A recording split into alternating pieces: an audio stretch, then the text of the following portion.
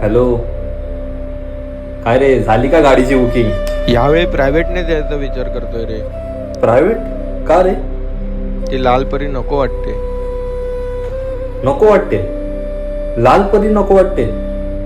अरे, आपण लाल परी का म्हणतो? कारण लहानपणापासून आपल्याला ती परीसारखीच वाटते.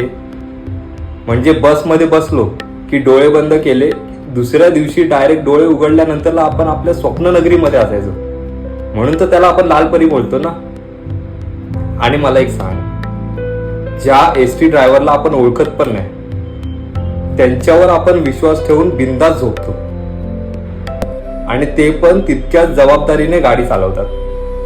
म्हणजे त्यांच्यात आणि आपल्यात कुठेतरी कुठले तरी असं एक कनेक्शन आहे रे, काहीतरी एक नातं आहे, आणि ते नातं आपल्यालाच जपायला हवं ना. हा, कधीतरी अडीनळीच्या वेळी ठीक आहे. हा रे, बरोबर बोललास. मी तर हा विचारच नव्हता केला कधी. मी आत्ताच बघतो आपल्या गाडीची तिकीट मिळते का. हो, आणि एक गोष्ट लक्षात ठेव, लाल परी सगळ्यात भारी.